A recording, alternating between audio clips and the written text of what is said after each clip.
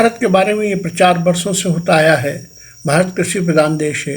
हकीकत में गांव में छोटा किसान, शहर में मध्यम वर्ग का जवान और सीमा पर तैनात जवान दुखी है। देश के में एक समान नीति बनाने में किसी की रुचि नहीं है।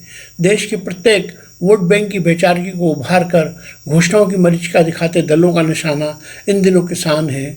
संसद के भीतर और बाहर दोनों जगह उसकी मजबूरी है अपने किसान को पुत्र कहने वाले मंत्री,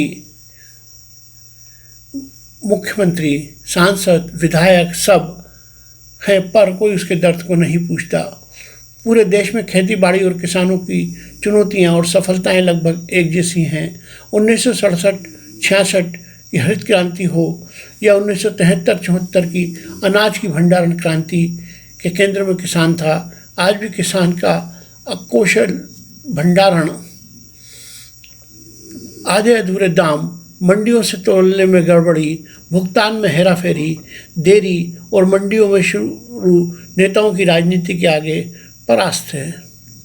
इसके विपरीत कई वर्षों से भाजपा ही नहीं, कांग्रेस, समाजवादी जनता दल अपने घोषणा पत्रों में बिचौलियों से मुक्ति, अधिक दाम, फसल बीमा व हर संभव सहयोग के वादे करती आ रही है। नतीजा सबके सामने है। सब जानते हैं, स्वास्थ्य का मुद्दा हो या खेती किसानी का, समय के साथ सुधार करने होते हैं।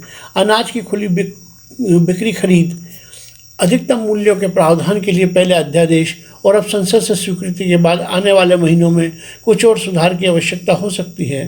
पंजाब, हरियाणा की राजनीति और बड़ी संख्या में बिचौलियों के धंधों पर जरूर असर होने वाला है।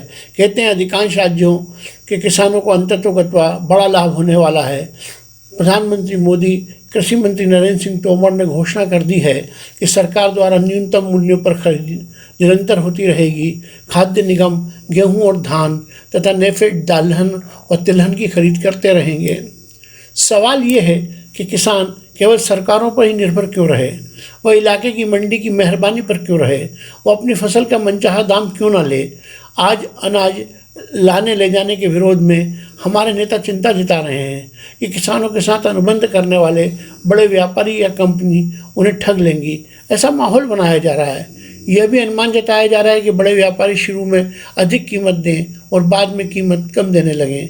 यही गलती है कि अब किसान दूर दराज के परिवार संचार माध्यमों से बहुत ज़्यादा समझदार हो गए हैं। वे बैंक खाते, फसल बीमा, खाद बीज, दुनिया भर में भारत आ रहे तिलहन, प्याज, सब्जी, फल का हिसाब किताब भी देख समझ रहे हैं। भंडारण बिक्री के व्यवस्था होने पर उन्हें अधिक लाभ मिलने लगेंगे। ऐसे में दलालों, बिचौलियों और ठगों से बचाने के लिए सत्तारूढ़ नेता ही क्यों, प्रतिपक्षी नेता, कार्यकर्ता, पुलिस, अदालत, मीडिया क्यों सहयोग नहीं कर सकता? अन्नदाताओं के सम्मान और हितों की रक्षा की जिम्मेवारी संपूर्ण समाज की है। दुर्भाग्य यह है कि कई नेता फोटो खिंचवाने के लिए और विज्ञापनों के लिए ट्रैक्टर पर बैठ जाते हैं। उन्हें ज़मीनी समस्याओं का अंदाज नहीं होता। किसान जानता है कि अब तक कई प्रधानमंत्रियों के सत्ता काल में किसानों को राष्ट्रीय अंतर्राष्ट्रीय मुकाबले लायक बनाने के प्रयास नहीं हुए। इतिहास गवाह है। और अब किसानों के नाम पर राजनीति करने वाले बड़े नेता दुनिया में भी नहीं रहे। अलग प्रांतों में बनते संगठन किसान की आवाज़ को कमज़ोर कर रहे हैं। अब इसे दुर्भाग्य कहा जाएगा कि अल्पसंख्यकों, किसानों और मजदूरों के असली नेता कहे जाने वाले समाज सेवी व्यक्तित्व देश में दिखाई नहीं दे रहे हैं। केवल भाषण, टीवी चैनल, फेसबुक और 5 सितारा शैली के लोग किसानों के नाम पर सरकार का विरोध कर रहे हैं। संसद का सत्र इसी हंगामे में सिमट गया। सरकार समर्थन मूल्य की घोषणा और 2 बिल लाकर शांत हो गई है।